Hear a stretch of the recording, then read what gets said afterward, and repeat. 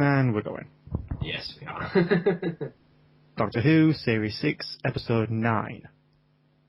Night Terrors. Yeah, Night Terrors and 10 Girl Awaited. Just for you lucky people. Yeah. I've been for a week. So you disappear for a week, we can actually do it, and have to wait the latest until Monday just to record it. Yes, indeed. Yes, because we have to have lives. Anyway, alright, let's get into Night Terrors. Well, firstly, overall, I didn't find it as scary as I expected to be.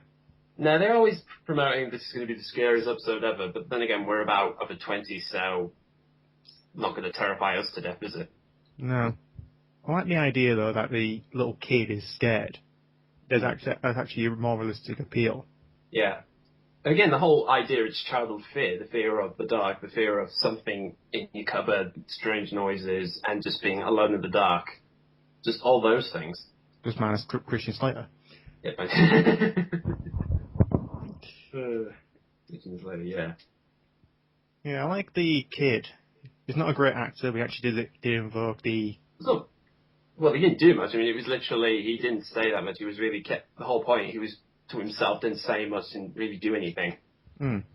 That was the whole point of the story, really, because he was kind of a shut-in. And Doctor, as always, socially awkward. Yeah, it's just... Indeed. The funny thing that surprised me is the fact it's set in a council estate, which we haven't seen in a long time for Doctor Who terms. No, it's Series 1, actually. Or at least, you know, we've gone beyond from London to a more slightly upper, I don't know, upper class or slightly cleaner place than where Rose used to live. Yeah. Which, again, it's just funny to see that back in the show. And, you know, it does grind it back to earth a little bit. Sorry, not Season 1, Season 2, actually. Yeah. And you could count probably the season special, but that's at the end of the time part 2. Yeah. Yeah, so whatever. That's just the setting wise. Trying to think, what is it? You get different characters, like, oh, you have the old lady, then you have the normal family, then you have the landlord, which is just like, oh, I got the money, yeah. God, I wanted to punch him. I really did. It's funny because, again, he did say a line, you think, oh, you think I'm just the typical landlord who wants the money, don't you? You know, that's kind of... Yeah. Yeah, I got a mad dog, I got the money, landlord, he's scared. Yeah. You're not... Yes, I'm just your mate, you know, I'm just your mate. You're making a good first impression. Yeah. Yeah. Although the fact being when he ends up being sucked into the carpet and the thing he calls out is to his dog. Yeah, I do think it would have been better if actually Freddy Krueger took over, but... Yeah. Nightmare on Elm Street. Yeah. Oh, God, no. No, we're not going that way. That's actually, if you think about it, it does take a few liberties with it. Like, being dragged into trash and actually being sucked through the floor. Yeah, there is definitely that, sucked into, well, I thought it was actually when the lady being sucked into rubbish bin, saying, well, at least they didn't burp afterwards. Yeah. Yeah, I mean, that was, you know, having someone being eaten by a bin, that's pretty silly, but then having it burp afterwards, it's like, come on, seriously. Is this a cartoon or a drama series? Make your mind up. I would say well, that's one thing, the main enemies of this one, the peg dolls. Yeah, the dolls. They are creepy. Not as scary as it's not as really scary as the angels are, or the silence. But at least get to see them actually turning people into what they are. That is by far the bit where you think, okay, this is actually getting pretty creepy. This is getting... It's actually quite scary. You actually see a person actually turn into a peg doll. To actually see him turning into wood and actually... Yeah. There's supposed to be this smiling, big-headed, sort of Victorian little girl type of thing. It doesn't top the gas mask zombie. No, well, you cannot top that. No, I mean, again, it's funny to look back on that thinking, how graphic. It wasn't the graphicest thing, it's just the fact of seeing someone turning into something. That's always a big thing in science fiction, is someone being turned into something they're not. And then there was that guy from Planet of the Ood. Yeah, so actually turning into a nude. Yeah, I think that's the most gross one there was. Cause The fact he peeled off its head. Yeah. That was creepy.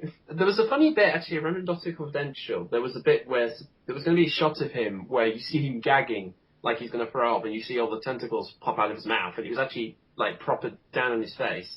But they decided to change that because it looked too stupid. It looked like he was actually going to throw up.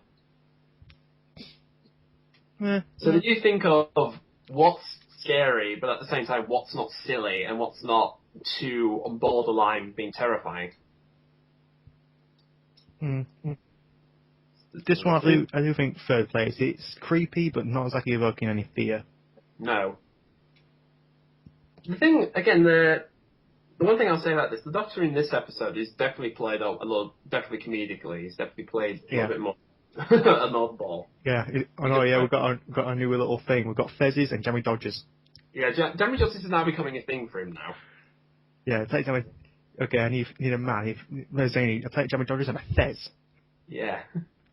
It's either a Fez or a Jammy Dodger. That's the thing with Matt Smith now. In fact, where was that? Me and Jammy Dodgers and tea. Yeah, and tea. When was that offer? We actually ate a bunch of Jammy Dodgers anyway, so it's like, it's slowly corrupting me. Like jelly babies for me. Yeah, exactly. Once you've had one, you never have enough. Like Pringles. Yeah, like Pringles. Yeah. You can't stop at one.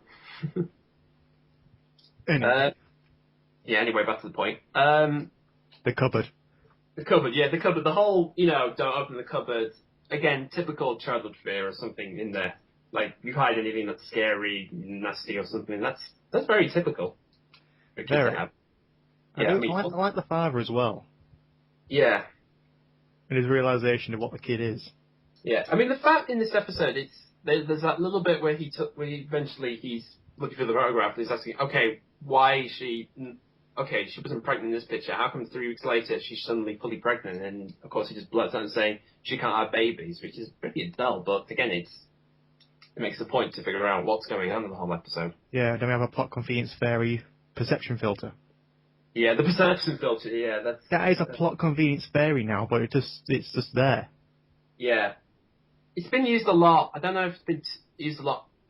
Too much in Doctor Who. I know it's been used in Hitchhiker before. I think it was called like the not your problem field or something. Probably. Yeah, something like that. But the same thing is that you don't notice it because there's something stopping you from noticing it. Yeah. Or forgetting about it. I think it was mainly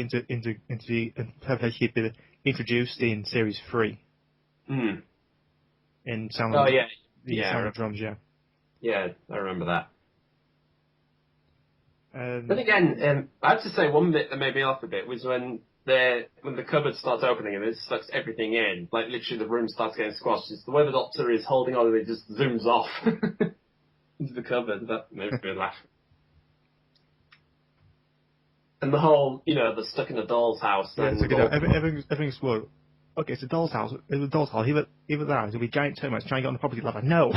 Yes. Oh, yeah. Giant termites trying to get on the property ladder. How can you write that? Yeah. Oh, Mark Gatiss. That's the point. Mark Gatiss wrote this episode. It's his 4th in Doctor Who now. It's 12th episode since Victory of the Daleks. So he's definitely gone along. He's definitely written some varied episodes over the years. I mean, his first one was a sort of Victorian horror Charles Dickens thing. The second one was a 1950s English sort of the first stage of television thing. Third was, of course, the Daleks and World War II, pretty much. And this. This one's the best one. Yeah, this is by far the most... I would definitely say this is the most enjoyable so far he's written. Just because it's so... Again, it's definitely... It works in a way that there's enough in there that's creepy enough, but it's not in there... There is definitely humour in there, but in a good way. I mean, the funny thing was that... There's one point, actually. I remember when the landlord, when he actually gets caught by one of the dolls, the way they moved, it actually reminded me a little bit of the Clockwork droids a little bit. Oh, yeah, from Gun the Fireplace. Yeah, because, again, they're kind of these Victorian sort of style thing, but they move unnaturally, and the way they move is kind of not robotic, but very stiff.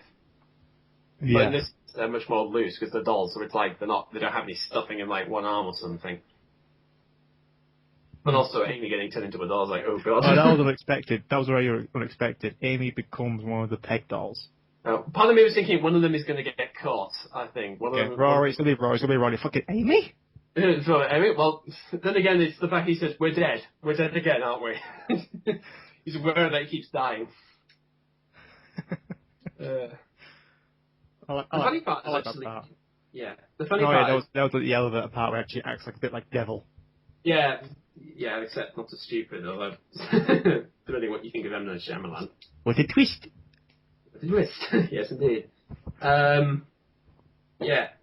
The strange part, the weirdest part is I didn't notice this. In the Victorian house, there's like all these things lying around. Like, for instance, they pick up like a giant pair of pink scissors to defend themselves and stuff. When they're on the staircase near the end, they're all swarming. They didn't notice there actually is like a giant battery behind them, like one of those batteries you put in like RC cars or something. Oh, those. Yeah, one of those. I didn't know that. I mean, I just thought, oh, if I saw that, I would have laughed my head up because I thought, oh, it's a clever thing, but yeah. It is, yeah. I think the overall thing is about family and all that, but... It is, yeah. That kind of gets thrown in, even though it's at the beginning, it actually gets thrown in near the end, actually. There is a little bit of the whole thing that at first they think the boy is probably mentally unstable or something. So there is that case of the question of whether to get rid of him, and of course he's worried about being gotten rid of, which ties into the whole episode. Which again is very well done in the fact, in the end, if you haven't watched the episode, sorry, the fact he just admits that it doesn't matter who he is or what he is, he's his son. No, I should have said this. Warning, spoilers. Yeah. He was watching this again. Shit, you just spoiled the whole episode. I want to watch it tonight. Why are you watching this review? You should watch it after the show. That's the best way of reviewing it. Yeah, TV shows you have to watch it first. Movies and games you may watch the review. It kind of goes back and forth. Yeah. At least those always spoil the story. Yeah, at least that's the main thing. Watch it or don't watch it. Play it or don't play it. Yeah. Plate it. When I say plate, I don't know. Have the plate or smash it. Your turn. Overall, I think this episode was good, but I don't think it was better than Let's Kill Hitler. I don't know why. I don't know. It depends, really. I mean, this episode's much more standalone, really. Very. I mean, the only part I had any connection with the overall theme of the series is at the very end with the little sort of nursery rhyme played. I mean, that's always the thing you do to be horror. So sorry, it's like, how do you make this horrifying? Have a little person, have someone singing a nursery rhyme in the end. Preferably little girl. Yeah, exactly. So always going to be a little girl singing a really obscure nursery rhyme. Yeah. And it just kind of fades off. Yeah. The fact at the very end, it shows the doctors, they died, this, that, and actually the last few lines, I think it said even the doctor, and then just cuts off. So, they're definitely still going about, yes, this adventure was maybe a bit of a romp, but remember, he's still going to die. In about 200 years. Yeah, it's about 200 years, whatever going to happen in his next episode, a lot's going to happen. Here he dies. Yeah. So you think this is better than the week before's? Sorry, what? I mean, this is better or worse than Let's Kill Hitler? I would say this is about the same standard, I think, maybe somewhat. I mean, Let's Kill Hitler was, again, it was an episode to sort of, alright, we're back on air, let's kick it off. This one's a little bit more, alright, we've got the train running, let's sort of get a steady pace on. Right. So, I think both, I don't say it's worse, it's on the same level, really, I would say. Okay. Moving on to the next episode, The Girl Who Waited. Girl Who Waited, yes. Which is probably in correlation to the same soundtrack from Series 5. Yeah. Also entitled The Girl Who Waited. Yeah, I think it was also called Amy's Theme. I think that's another track, though. That's another track. Yeah. Yeah. This one I kind of missed the first couple minutes. Did you? Yeah. Ah. I think they were in the TARDIS at the time. As soon as it turned over, it was actually they were leaving the TARDIS. Yeah, you didn't miss too much. Remember that those two magazines? It's like they have like little quotations. It's the whole business where they're on the second most popular planet. Oh, damn it! I missed that. I love that line. Yeah, that line. Albertia, lovely name. Yeah, lovely name, lovely world for the second best planet to travel to. Why can't we go to the first? Everyone goes to the first. It's boring. You've been there. It's the planet of the coffee shops. planet of the fucking coffee shops. Yeah. I think that's what Starbucks hope to do in if they ever discover interstellar travel. I can't believe I missed that part. Anyway. Anyway, yeah, I mean, gotta wait it. I didn't expect too much from this episode, mainly because the guy who wrote it is the same person who wrote Rise of Cybermen Age of Steel. That wasn't a bad two-parter. It's not too bad, but I just thought it didn't have an oomph to it. It didn't give the Cybermen, I think, the recognition or the episode they deserved to be in my opinion. What was the Army of Ghosts? Yeah, I mean, that's a different thing, because Russell wrote it, because he knows how to write, at least for the iconic monsters. But anyway, yeah. I didn't expect this episode to be any too special. I kind of thought, I bet it's going to be silly or whatever. And it's like, no, it actually turned out pretty better than I thought it ever would. Quite a serious one, really. Indeed. I mean, put it in a nutshell, it's basically they're trapped in two different time streams in the end. It's like one's further in the future than the other. Yeah, see that later saying you've been here a week when it's actually been like, what, a few minutes? Yeah, to them. Although, actually, I went on the Red Dwarf website and they actually reminded me the bit from what was the episode? Rimmerworld, where Rimmer's stuck on the other side. It is called Rimmerworld. Yeah, that episode where, 1 minute, where decades can go. More than a year? No, so how long is it? Balls on standby, sir. There's 600 years. Pinch me. Pinch me. As a remember to smile on your face and a song in your heart. You are a complete, utter, total. Yeah. Anyway, back to Doctor Who. Back to Doctor Who, yeah. So... It's hard to find the words to describe this really without spoiling everything. The whole point is Amy's trapped in a different time stream on the same planet. Where you have all these robots trying to give you this medicine, which apparently kills you with this like Gen 5 plague. Yeah. So supposedly it only affects really the Doctor though. Which is why, in most of the episode, that's why he's in the TARDIS. That's the story.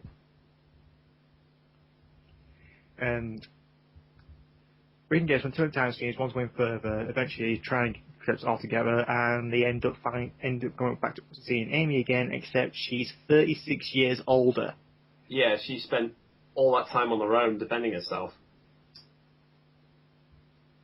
That's actually quite a twist, that is. Yeah, that is a kind of a cruel thing to do to one of the Doctors. I think checking the credits, but is that still Karen Gillian? Yeah, Karen Gillian, yeah. It's still her. I mean, that's the point. It's still the same actress who plays her. The makeup artist did an excellent job. Oh, yes, definitely. The makeup effects in Doctor Who, in general, I mean, from the old Doctor, Davros, just generally, any prosthetic effects, they've always been pretty good in Doctor Who. I mean, the old Doctor, you can still clearly see it was actually David Tennant being him. Yeah. But Karen Gillian, you could hardly tell. I thought it was a completely different actress. Well, funny enough, Stephen Moffat did say... Sorry. Stephen Moffat said this in Confidentials. They were going to do two things. One, get someone who was older and clearly wasn't Karen Gillan, and run the risk of people saying that's not her, or have her put some makeup over her to make her look older, and hopefully people buying the fact that it's still her but older. Well, it bought me. Yeah, well, they tricked you, didn't they? Very. Yeah. There are two things about this episode, just in terms of the way it looks. I mean, first of all, it reminds me a little bit of Starship Titanic, which is a Douglas Adams video game, which is you're on this magnificent, beautiful sort of ship, but it's kind of abandoned and it's corrupted, the robots are going crazy and all that stuff. So you have this massive place, which is all these luxurious worlds, but it's a bit of it can drive you nuts, technically. Kind of like the library from Series 4. Exactly. The other point is actually, next to that, the other bit it reminds me a little bit, and I don't know whether people pick this up, it reminds me a little bit of Portal in some ways. Yeah. Because we have supposedly this clean, pristine area, we have these machines which are meant to do good, but of course but really they're going to kill you. And then there's this underground area, which is where all the machinery works and all that stuff. And you have the robots saying, this is for your own good and stuff like that, which is obviously not. Yeah, Gladys is a bigger threat.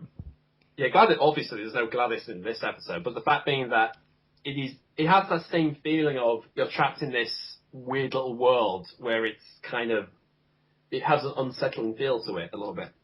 Mm. Which again, that reminds me the most. I mean, you could jokingly say something like, well, the giant magnifying glass could be the pole because it sees between the two worlds, but there's no point where they shoot 2 holes in the roof or anything, so. Yeah.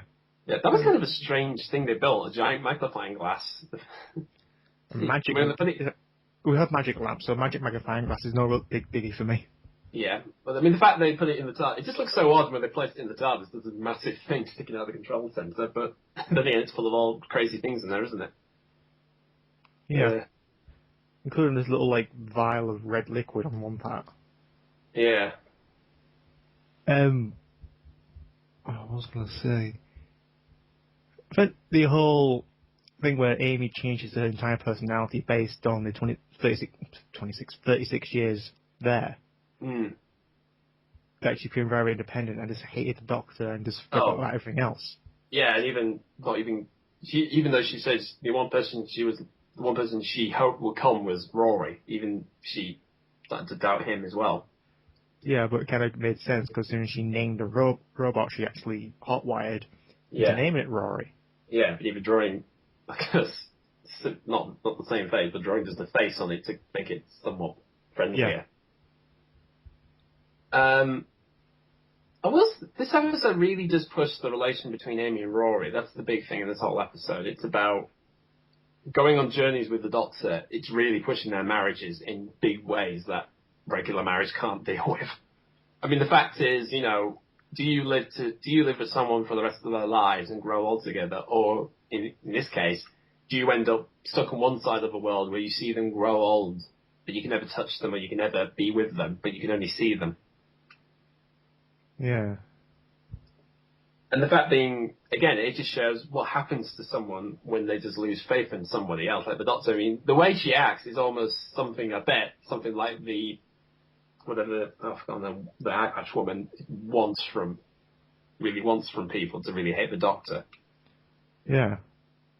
So I'm not saying that has anything to do with later on in the series, but there's definitely that feeling of that woman wants people to hate the Doctor the same way she does, and all those people on Demon's Run. So, again, there is this thing of the Doctor. Actually, the Doctor in this case actually becomes a little bit of a douche. Not douche, but he ends up really pushing in the barrier. I mean, the fact at the very end where, this is another spoiler. Yeah. Right? The fact that there's a whole thing where they're trying to can they have 2 Amy's in one place, and of course, from 2 different time streams, which, Sonic Generations, da da da da. Yeah, all that business. But the point is, you know, at the end, he shuts the door on her. He literally, and there's that moment where she says she's not real. The fact he literally said that she's not real. That actually does push, that really does push it. It's like, she's not real, even though she is there physically. Yeah. On the door, with the hand on the window. Yeah. A 36-year life. Yeah. Waiting to get out of this place. The young Amy as well doesn't have that future, which is one thing that Rory wanted, because the 36 years he wanted to grow old with her. Yeah. But you can see sorry. Yeah, he does push their marriage, thinking, what do you want from this relationship? It really does push it. Yeah. Because again, obviously, traveling. I almost cried at that point. Did you? I just. It really was emotional. Yeah. Again, it really. I mean, the fact is, Rory in this case is really trying to buck up in this place. He really is trying to sort this out for himself, rather than have the Doctor try and finish it for himself. This is actually less Doctor focused. I mean, that's the whole point of this episode. Yeah. The Doctor's barely in it. He's just there on the sidelines. Not class as a Doctor Light episode, because even then... He's in here, at least. Yeah. I mean, the Doctor Light episode is like, he's there for like less than 5 minutes. This one is about, 10 minutes, maybe more, isn't it? Yeah, I mean, at least you hear him. You still hear him through the glasses that Rory still wears around the whole thing. It's still involved, but it's just not there. I think it's more Rory based than it is. Even though it's centered around Amy. Yeah. Or Amy's. 2 Amy's, yeah. Yeah. I think it's more Rory based because he has to make the big decision. He has to push this forward. Yeah, it's funny that remember we had Amy's choice. This could easily be called Rory's choice. Yeah. And I would say I preferred this over Amy's choice, in my opinion. I think because it's a little bit more interesting. Because in that case, it was a case of is it real? Is it not real? Even if they die, it's still not really bothered. This one, it's more of a case of okay, this could really change everything for the show if they were that ballsy. It's they're real, but who do you choose? Hmm. Kind of like Matrix in that respect. Yeah, exactly. I can't remember. I was in so long since I watched that trilogy and got bored. I got bored with it. Seriously, who the hell cares about Matrix anymore? It's really dead now. That it's a dead thing. I remember there was a rumor about supposed to be doing a 4, 5, and 6. It's like really, then you can't. No, we've already got Halo coming on the way for that. Oh Christ. Oh, Halo. We'll talk about that. Actually, one of the chief directors actually left the project now because he didn't actually feel it was his ideas. Right. But anyway, we'll talk about that. The girl who waited. Yeah, the girl who waited. Overall, I was more than impressed with this episode. I really was. I agree. It really pushed, really well written, good dialogue, and you really felt attached to this older Amy. Yeah, this woman, she was really stuck up and really hateful, but you felt sympathetic. I know. In the end, it's the younger Amy telling her, "Well, okay, you may hate the Doctor, but what about Rory? What about him? You know, despite everything that's happened to you, what about him?" Mm-mm. I mean, that alone, that really opens her heart up. Really. I mean, in the way it ends, actually, I think is pretty. Again, it's not really big or anything. It's just literally, you know, Rory's just next to Amy. She wakes up, and the Doctor just literally just looks upon and just walks off. Before sticking his tongue out. Yeah, I mean, there was that bit, but the fact is, she asked the question, what happened to the other Amy, and he just walks off, just literally, like, you know what he did, and he's not going to be there for the blunt of it. Because that's what the Doctor is. He's a man he could save the universe, but when it comes to big things like that, he's a man who will just walk off. You know, he would not stay around to answer those questions or anything.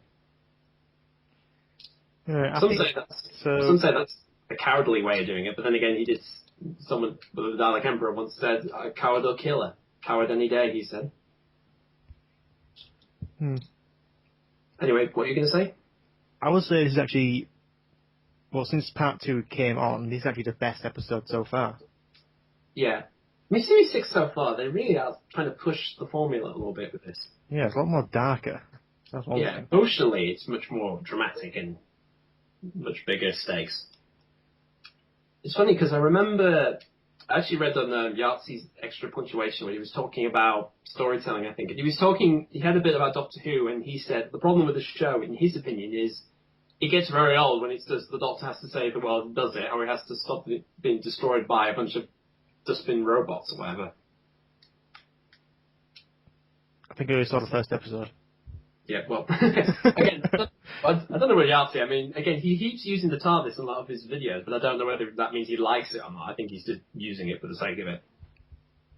I don't think he's using it for the sake of it, really. I think he's just like, yeah, it's on, it's that popular, but I'm just not into it. Yeah, I mean, he did say in his Mortal Kombat review, when he was talking to his other friend, saying the combat really flows well, then again, he really does like the new Doctor Who. Yeah. Yeah, whatever. Anyway. Yeah. Now we're going to look forward to the next episode. Yeah, the God Complex. That's what it's called? Yeah, it's called the God Complex. And we have David Walliams. David Walliams as a mole person creature thing. Yeah. Yeah, whatever it is. I mean, aside from that, it's in a hotel. There's a Minotaur running around. There's a few hotel people acting a bit nuts. Isn't that just? Wooden dummies. And the Weeping Angels, although whether they have anything to do with this story or it's just a one-off thing, I don't know. It's trying to push everything onto us. Like, oh, here's this. It's either going to be the most ridiculous story there is in Series 6 to bounce the books. Yeah. Or it's going to be really well written, like the Batman episodes. Yeah. Then again, there is a line where it said there's a room for everyone, even you, Doctor. So, God knows. If that room turns out to be just full of all of his enemies or something. Although they did that in the Pandora Opens anyway. Actually, give or take one or two from the past, but then again. Yeah, but actually the worst case is actually worse than that. What if they brought back any of the Time Lords or maybe his parents in there? On the Master. The Master, or just like the Master standing there, just looking so, I don't know, not evil, but sort of just staring at him or something. A good way to bring back John Sims a little bit to give him. I'll make a 7th Master. Yeah. Hint of another Master. We could do that. Just John Sims there with his blonde hair from what he had in End of Time and a beard. Yeah, with a beard, yeah. Because we don't know what happened to him. He may have gone back in the Time War in the last days, but who knows? Maybe he'd been blasted somewhere else. Not time travel and all that. Yeah, time travel. I mean, Russell T Davies said when the journey's end, even though we don't see what happens to Davros, he doesn't think he's dead. He doesn't think he's dead. Even though the Crucible blew up. Even though he'll find a way. I mean, he ends up finding a way of surviving, that man. He gets shot by his own Daleks. He gets frozen for thousands of years. He gets killed by his own plague. He gets taken up by the Daleks and supposedly kills and gets his mothership destroyed. He always survives. He's a diehard, literally. Davros the diehard. Crazy man. That's about it, really, for this week. Yeah. For the interviews. Doctor Who. So, tune in next time for the God Complex, and God knows what that's going to be like. And there's the Sonicguru and you. Niki17. signing out. Signing out, yes. Can't believe I said that. Signing out. That's the worst out catchphrase I've ever heard. I thought, well, there's been worse. It's been worse. Thank you and good night. Thank you and good night. When he said that, it's good night from him and it's good night from me. Anyway.